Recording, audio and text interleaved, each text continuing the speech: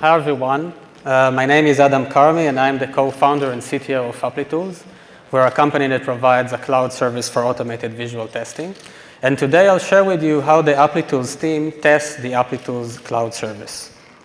Now the talk is going to be structured as follows. I'll start by explaining about the application under test, how it works, the architecture and how we deploy it.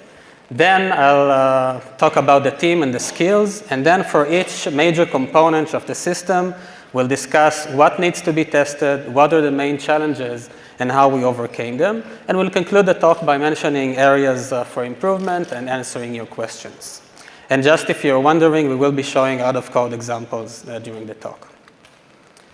Okay, so Applitools automates visual software testing, which is a quality assurance activity that is aimed to verify that the UI renders correctly to the end user. Now, this goes beyond the traditional functional testing that you used to do with tools like Selenium and Appium, where you basically check the functionality of the application through the UI. What we are focusing on is making sure that the UI itself appears correctly, that each UI element appears in the right color, shape, position and size, and it doesn't overlap or hide any UI elements. So here are a few examples of visual bugs. This one is from Twitter. You can see how there was no room for the application, for the notification text, and because of it, it overflowed on top of the notification below it. This one's from the Financial Times. You can see how the article title overflowed on top of the article body. And this is how the Amazon website looked like for several hours on Amazon Prime Day last year. Now, with Applitools Eyes, you can basically quickly add automated tests that will find these bugs for you. So how does it work? It's a very simple workflow with 3 steps. First, you send us screenshots of your applications to validate. We provide dozens of SDKs, targeting all the major programming languages and all the major test automation frameworks. And using these SDKs, you can turn any existing functional test that you have into a visual test in minutes. You just add a few lines of validation codes. If each line validates an entire application screen and gives you a huge amount of coverage. Then in the second step, the tool takes those screenshots and compares them with baseline images. These baseline images define the expected appearance of the application at each point in the test. In the majority of cases, these baseline images are simply screenshots that were sent for validation in previous test runs and were found to be valid. And in the third step, the tool generates a report that shows you in very high detail everything that's changed since the last run, all the regressions, the screenshots, the baseline images, and any differences that were found. And then you just look at the report and decide for each change. If it is a bug, you reject the new screenshots and open a bug. And if it's a valid change, you simply approve the screenshots so they would become baseline images for subsequent test runs. Now, as you can see, we support a large variety of SDKs for these different environments, which is one of the difficulties that we have in testing the system, and I will address that. And another important thing that works to our advantage is that we have constant production activity, which means that at any point during the day, I can take a release candidate and I can put it in production. In a very, very short time, I can tell if it has issues, in which case I remove it, or if I can leave it there. Okay, so let's go over the process of how we deploy a new release to our clouds. So we start in the beginning of having the same release in all of the clouds that we maintain. It's the green release that you see over here. And as you can see, we have several clouds. The public cloud is a multi-tenant cloud. It has over 20,000 tenants today. And we have additional clouds which are dedicated clouds that have the same release, but they are dedicated to specific customers. Now, we also have another unique cloud, which is the test cloud. And this cloud is owned by the development team, and we can upload whatever version we want to test on it. And it also has a lot of test data in it. So a lot of fake customer accounts, a lot of tests and baselines that we can play with and test. Now, at this point, we have a candidate release, which is the blue release that we want to upload to the clouds. So the first thing we do is that we upload the Blue release to the test cloud, to the production environment of the test cloud, and we use the public cloud to run visual end-to-end tests on it. So just like every one of our users is using the public cloud to test his own website, we actually use the public cloud to test our next release on the test cloud. As a result of this, we get test results available in our account in the public cloud. Okay? And they show everything that changed between the Blue release compared to the green release. So it's kind of an acceptance test because we can make sure that there are no unexpected changes. The next thing we do is an exploratory test, which works as follows. We push the Blue release to the staging deployment of the public cloud. The staging deployment there shares the same production data with the green release, okay, with the production deployment. And so we use the staging deployment, the version of the application in the staging deployment with the Blue version to look at the test results. So we basically manually test the new version of our application by looking at the test results that ran against it. So we can view the results, we can maintain baselines, and we can actually experience the new release just as our user would when it will become the production release. Another thing that we do at this stage is that we run a general exploratory test on new features or features that are not covered well in our automated tests. If everything works well up to this point, what we do is we swap the staging and production deployments on the public cloud. It takes 15 minutes to do so, and if something goes wrong, it takes 15 seconds to do so. When something goes wrong, in 15 seconds, we can revert back the green version back to the production. So after we switch them, you can see that we have the Blue version in production on the public cloud, and at that moment, we start to monitor the vitals of the server. If there are exceptions that indicate issues with the version, we roll back. If we see degradation in the performance of the service, either in memory usage or execution time, we roll it back. But if everything runs well for between 10 to 20 minutes, we just deploy the Blue version to the production environments of all the other clouds, and then we're done. Okay, so it's a combination of acceptance testing, exploratory testing, and UI regression and production testing. Okay, so about the team. Everyone in the team is a developer, and everyone in the team is also a tester. So we don't have any developers that don't test, and we don't have any testers that don't develop the product. Now, there are many well-known advantages and disadvantages to this approach, but now one of the outcomes is that our product is extremely testable. Okay, and we'll see how this works to our advantage very soon. So let's take a look at the different subsystems that service is made of, the backend, SDK, or frontend, and see how we test each one of them, and we'll start with the SDKs. So what it is that we need to test with about the SDKs. So they are quite complicated pieces of software. We have to make sure that they correctly interact with the server, that they can start tests, send screenshots for validation, retry when there are mismatches, and then end the test. The SDK is also handling scaling of the screenshot when the device pixel ratio is different than 1. They also perform stitching of screenshots to simulate full page screenshots. They do this by taking multiple screenshots while scrolling the page and then stitching them together so you get a full page. But it's not just a full page. It can also happen and stitch the content of a frame or a region within a frame or a div with scroll bars and any other thing that can contain data that is beyond its viewport. The SDKs also compress the images. So whenever you have a visual checkpoint and you upload the image, if there are similarities between that image and the previously uploaded image, it just uploads the data to speed up the test. And of course, each of these SDKs is deployed using the packaging system that is specific to the programming language in which it is written. So we have to test that as well. And we support many SDKs, so we need to be able to deploy to PIP, NPM, Maven, and all the rest.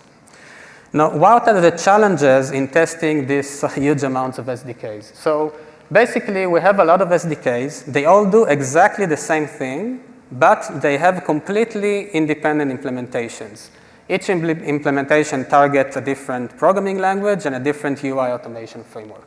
So the challenge here is to make sure that they all work the same, but we want to reuse as many of the test assets as we can. The other challenge here is that the SDKs are sensitive to differences in operating system and runtime and framework versions.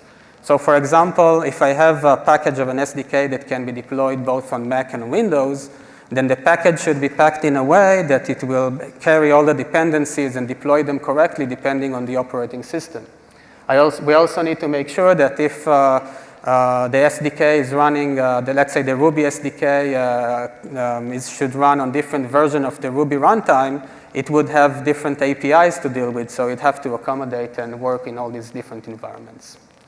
Now, the way that we overcame testing the SDKs is that we actually created benchmark tests that are SDK-specific implementation of exactly the same visual test that is testing exactly the same application.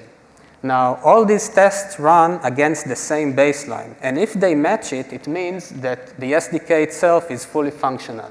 It can scale images, it can stitch them together, and it is compliant with the server APIs. Now, let's take a quick look at this application. And this is it. It's not a nice-looking application. It has a scroll bar, as you can see. There's a region here that contains more information than you can see. If we inspect it, you can see that it contains a lot of text going to the letter O, but it's not visible here. Here we have another div with the scroll bars that has an image behind it, and there's a frame in another region. And this is the benchmark application that all SDKs are supposed to successfully test. And here is how the test looks like for the Ruby Selenium SDK. So we won't go over all the details here, but as you can see, all it does is tries to check the window, then check the region with the overflowing data, then check the frame and the region inside the frame, and so on and so forth. And once this test runs, basically you can see that the first checkpoint gives us a full-page screenshot of the application. The second one gives us the full content of the region with the overflowing data, and so on and so forth. And by passing this test, we know that the SDK is actually functional. Now, the process for releasing an SDK involves packaging, creating the package, which is an automated process. Then we manually deploy that package in each of the different runtime environments that the SDK should support, and we run the benchmark test. Now, if it passes on all those different environments, then we publish it to production. And this process, which involves manual work, can take up to an hour to accomplish. Now, given the fact that we release an SDK maybe once in a few weeks, that's not too much work, but because we have so many SDKs, it accumulates and it becomes quite extensive. So this is something that we definitely need to improve moving forward. Let's move to the backend and see what we need to test there. So the backend servers implement all the business logic. That means test execution, the baseline, version control system, all the image processing algorithms, and user management. And we also need to make sure that we maintain backward compatibility with all data. So we rely on NoSQL data stores, which means that when we get data from it, it could be in an old format, and we need to upgrade it on demand. When it comes to the web APIs themselves, we need to make sure that they remain backward compatible with old SDK versions, and that of course, all the HTTP responses are correct, including correct caching, cookies, and HTTP headers that are there. The server itself can be deployed both on-premise and in the cloud, so we need to make sure that it runs in all these runtimes, and of course, that we didn't degrade performance. Now, testing a server through its API is not a big deal. It's much easier than testing an application through the UI. But we did have a single challenge that was important for us to resolve. And it was that because the business logic is so complex, the developers needed a way to get fast feedback and run the tests and make sure that the changes that they do while developing new features don't break anything there, okay? And the main obstacle to get to this point was the ability to quickly set up the test server, deploy it, and set up the data, okay? The way that we address this is actually at the design level of the server itself. So we made sure that it's built in a way that we can completely isolate the business logic from the runtime environment. This means that we kept the web API layer to be very thin and not to contain any piece of logic in it, business logic. We also abstracted away all the runtime and storage specifics and hid them behind interfaces, and they are tested separately from the business logic. Here you can see how the web API layer looks like. So basically, we have an HTTP GET request that the request is to get all users for a given account. Now, all the web API layer does is making sure that the request is not null, and then it delegates the request to the getAllUser method of the org manager class. Now, this is a plain class that you can create an instance of it in memory, and you don't need to set up any special server or HTTP server or whatever to work with it. And all the business logic is contained in it. And all the web API does is when it gets the response, it just makes sure that the response won't be cached. So the web API itself doesn't do any business logic. It just takes care of wrapping the request and the response in the HTTP protocol. When it comes to the storage and runtime abstractions, so as I mentioned, we just have interfaces that expose a simple API that the business logic works with. And we have multiple implementations for these interfaces. The storage itself can be in memory, on the file system, on a relational database, or in a cloud storage service, such as the one provided by Azure or Amazon or others. Now, the result is that we are able to deploy multiple instances of the server in memory on the dev machine. Okay? It's the same business logic there is in production. It uses the runtime environment of the on-premise deployment, and it has the data store in memory. So we can just have 20 of these on the dev machine, fully functional with all the business logic of the server. And then we can execute hundreds of tests on the dev machine directly that finish in seconds, okay, which gives us this fast feedback that we needed. Now, here's how a test would look like. It looks just like a unit test, but this is actually an end-to-end test for the entire server logic. For instance, we have the server object over here when we just start a session. This method is what gets called when an SDK starts a test. Then we have two checkpoints, visual checkpoints, exactly the same checkpoints, exactly the same methods that get called when an SDK does a checkpoint against the cloud service.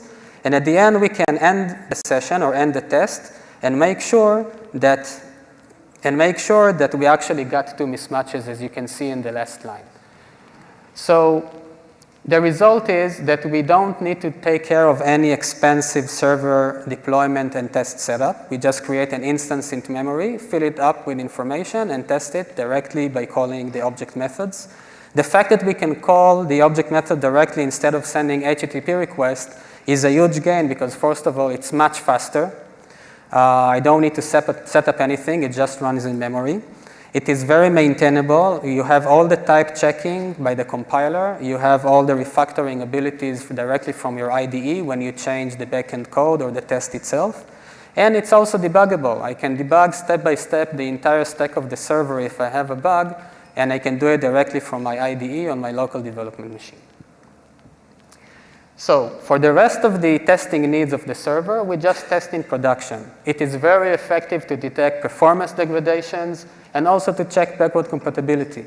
If I try to access data that I don't support, I'll get an exception. No corruption will occur to the data, but I can see that I have a problem. I can roll back the version. If an SDK tries to access an API that I broke, I'll just get an exception on the server side telling me that there was a request that couldn't be answered by the server. This testing in production is not so effective in checking the correctness of the HTTP responses because the element that gets affected is the SDK itself, and we cannot see that. So this is kind of a blind spot for us today, but it is a calculated risk because in all the years that we've been in production, we didn't have even a single bug in that area. And this brings us to the third component, which is the front-end component, which is also the most difficult one to test.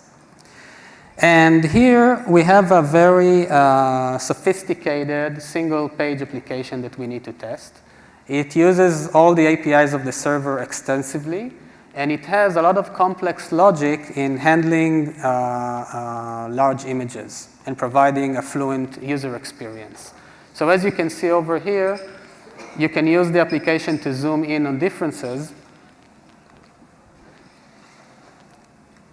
Oops, just a second. You can use the application to zoom in on differences, and it will only upload the parts of the image that you actually look at. So you can see the blurry part replaced with a bit of image that just became apparent, and it comes sharp.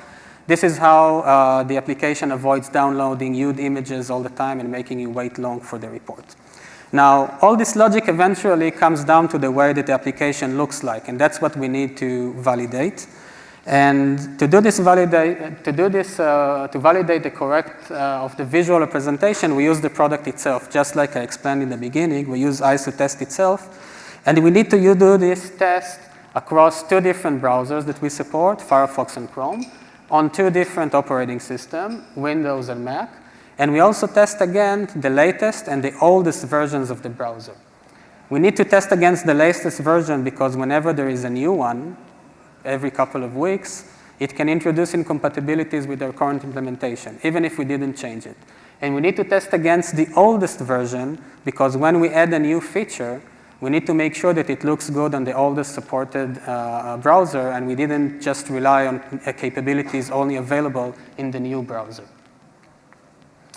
So the challenges that we face, there are many, but I only have time for 3, is that first, the front-end developers want to get fast feedback on changes that they introduce.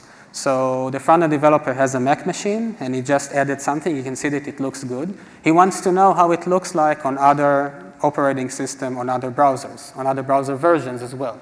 He wants to make sure that the changes that he just did didn't cause unexpected different changes or bugs in other parts of the application. So they want to have immediate feedback on their changes. And again, there are challenges there with the test setup as before, dealing with concurrency. After all, front-end developers work with JavaScript. JavaScript is single-threaded. It's not easy to run the test in parallel. And we have to cover a lot of different combinations of environments, of operating system, browsers, and screen resolutions, which takes a lot of time. The second challenge is that front-end developers want to perform these tests before they actually commit the code. So it poses a difficulty because the test data is in the test cloud, and the changes are local on their file system, right? So how can we arrange the test to occur? The third challenge is how to minimize test maintenance because the UI changes all the time, okay? So let's see how we address it. First of all, we found a framework, open source framework called Ava, which basically is based on Node.js and allows us to run our JavaScript test in parallel, which was a great start. Then our test framework on top of it handles throttling and test ordering such that it reads from a configuration file the different operating system, browsers, and viewports, and builds all the different environment configuration that we need to run on. And then it runs the test in parallel so that all the tests will first run on the first environment, then on the second environment, then on the third, until we cover all environments. This is important because it allows us to get full coverage for all the tests on the first environment as soon as possible to get that feedback back to the developers. And the last part of it is that we keep the tests that are running against this test cloud read-only. So they never change the data that is there. This means that we don't need to spend time on deploying a server or setting up the test data, okay? Because the server is always there and the data is always the same. It also allows us to run all these tests concurrently against the same server. Now, with this approach, we actually got our fast feedback. First of all, we get initial test results within seconds, and it takes less than 10 minutes to get complete coverage of the UI on a single environment, which is adequate for our needs. Second, the full coverage of this test actually covers 99% of all the visual aspects of the application and about 90% of the functional coverage. The rest of the 10%, we test manually. Now, in order to do this in pre-commit on local source code changes, we use a proxy that is available on the development machine. Again, the problem is that the source code is local, but the test data is in the cloud. What this proxy is doing is that it intercepts all requests that are going to the test cloud. And if they are directed to the web application, as you can see by the by the path of the URL starting with app, it just redirects them to the local file system. All other requests will go to the test cloud. So this is how it looks like when you are testing on a developer machine with the local browser. The browser will do an HTTP request to the test cloud. It will be intercepted by the proxy. We use Fiddler on our dev machines. And if it goes to the application pages, the pages will be taken from the local file system with the local changes. But the test data itself and the functionality, everything will go to the test cloud. And this is how we can get this test coverage against the test data in the test cloud, but still seeing the changes that are local as the developer just changed them before committing code. Similarly, if you want to get full coverage and run against all those different browsers and browser versions, we use SourceLab for that. And it's exactly the same story. We have the browser now on the SourceLabs grid. It is trying to access the test cloud, but instead of going there directly, it is tunneled to the dev machine by the Source Connect component. And from there, it's exactly the same story. The request comes out of the dev machine, getting intercepted by Fiddler, by our proxy, and we get the new and updated web API with the test data in production. The last challenge that we needed to address was actually reducing maintenance. And because our tests are visual, it actually implies reducing the maintenance of our visual tests. And there are two main sources for maintenance problems or overhead when it comes to UI testing, or visual testing in that sense. The first one is actually the effort of maintaining the baseline images. So it means looking at differences and manually deciding if they are okay or bad, right, and opening bugs. And the second thing is that we need to maintain regions that are volatile, keep changing between test runs because we don't want them to be compared between the screenshot and the baseline images. The other thing that we need to avoid and try to avoid is trying to avoid having element locators in our test because the application changes a lot, and when that happens, those locators break. And it's an ugly break. I mean, the test fails, you're not sure what failed, you need to look at the logs, understand that you have a problem with the locator, fix it. It takes time and effort. So, first of all, what we did is that in our test, we don't validate specific elements, we validate the entire screen at once. Okay, once we have full page visual validations, we get more coverage because we cover the entire page. But also, we don't need to have element locators that identify the elements that we want to validate, okay? The result is that we have very clean tests, as you can see in the test fragment over here. We have the test editor page object. We do something to the page, and then we just check the entire window. That target window directive here on the right-hand side indicated we should take the whole thing. Then we do another interaction with the application, and again, we validate the entire window and so on and so forth. So you can see that we get, with just line of validation code, entire validation for the whole screen, but we also don't have any element locators in our test, which makes it more maintainable. Now, when it comes to maintaining the baseline images themselves, then we rely on a very strong feature of the product that allows us to automatically group similar differences together. So we only see unique differences. So if I have a change to the header and it appears in 1,000 checkpoints, I only see it once, I can approve or reject it, and I'm done with that change. Okay, so that takes care of the manual effort of actually maintaining those baseline images. And all that's left now is dealing with indicating the volatile regions that should be ignored. Now, the way that we handle it is as follows. First of all, we indicate to the SDK that we want to ignore diffs that look like that are caused by a blinking caret, right? So we don't need to specifically go to all the forms where there is a caret blinking and mask out that change. The other thing that we do is that we place inside the source code of our application attributes next to that mark specific elements in the UI that are volatile and should be ignored. Now, we have a generic utility methods that go through that page and finds all those elements and programmatically indicate to the SDK that they should be ignored. Now, the end result is, okay, so this is how in the span here at the bottom we have a comment field, okay? And we just indicate data volatile equals true in order to indicate that it should be ignored during comparison. Now, this is how the generic method that identifies these elements is implemented. It takes a WebDriver and it finds all the elements that have this attribute over here. Then what it does, it finds all the elements, that it iterates over them, and if the elements are displayed, it takes the target window and configures that element so it would be ignored. Okay, so it's a generic method that is used by all the tests. And now this is how the test itself looks like. We still have the validation point, but now it just calls, instead of passing in a target window, it calls the utility that gets the targeting window, but also ignore any volatile regions on that page. So we get programmatic access, programmatic ability by having this attribute on the page to automatically place an ignore region on the element when we are comparing the images.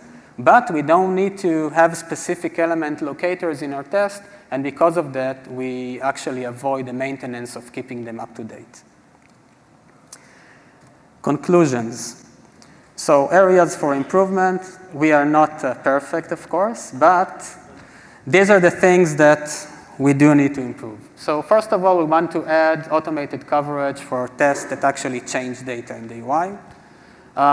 We definitely need to automate the process of deploying SDKs in all the supported execution environments and runtime variations to save that manual effort. We want to add the ability to automatically test the correctness of HTTP responses.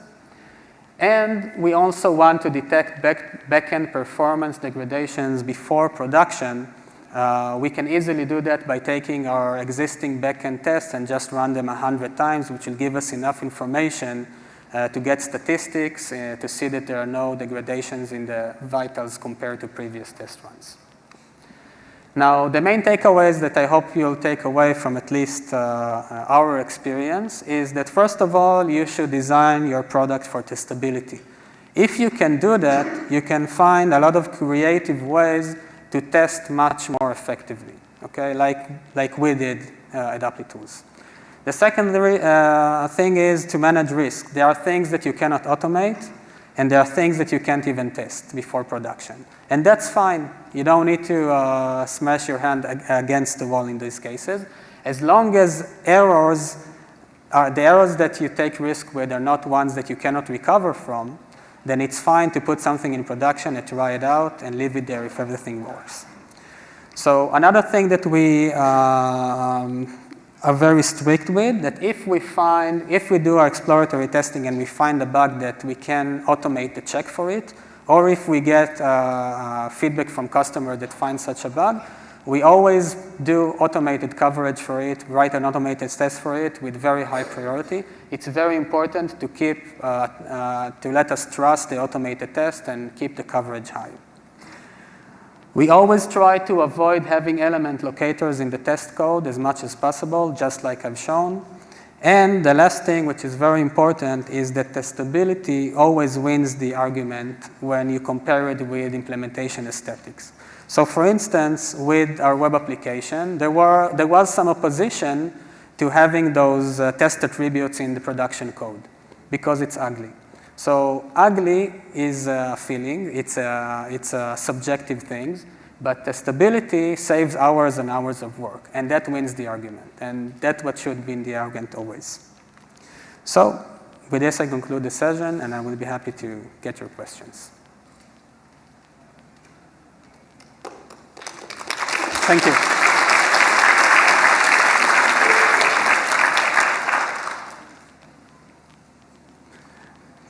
And someone has a mic? Microphone? Can you show a demo? Sorry? Can you show a demo? Maybe I can I can show you it after the talk. It's not related. Is there a microphone here that we can pass around? Yeah, we need someone to pass it though. Yeah, okay. I'll try to repeat the question. Hey, Hayden. It's so important to dog food. It's great that you guys have done this from the beginning. Do you think there's any scenario, sort of common customer scenario, that you're not dog fooding internally? Okay, one thing that we are not dog fooding is mobile testing. Our application does not run on mobile, and we have customers that run their test on mobile, so that's definitely an example. Another thing that we just started, no, we've been doing it for a while. No, that's, I think, a very good example of something that we cannot do. Any more questions? Yep.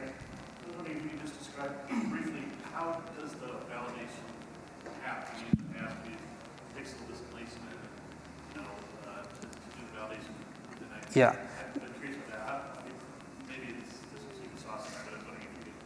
Oh, about the technicalities of the comparison? Yeah, okay, so I can elaborate on that. So basically there are a few image matching algorithms that we employ. The first one is strict, that actually performs a very strict comparison. It can detect minute differences on huge web pages. What's special about it is that it emulates the human eye, the human vision.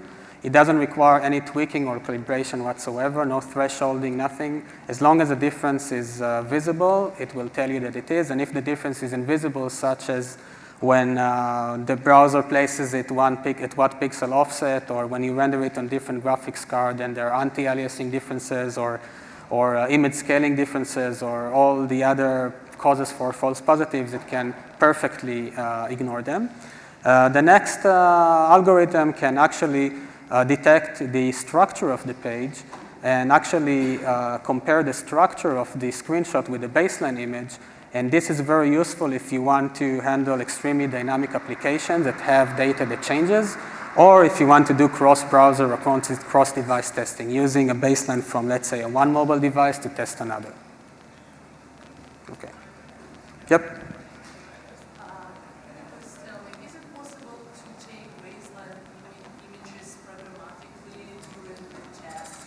Like, for example, if I want to run the test, like before the deployment, create the baseline images, then do the deploy and run like all this tests again and comparing. Yes, definitely. You have the SDKs, and you can, with the SDKs, you can do whatever combination that you want. You can also set a baseline dynamically, compare it with between two different environments. It's all possible. Yeah.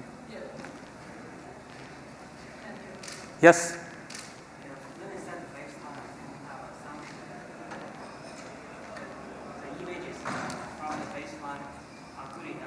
Yes.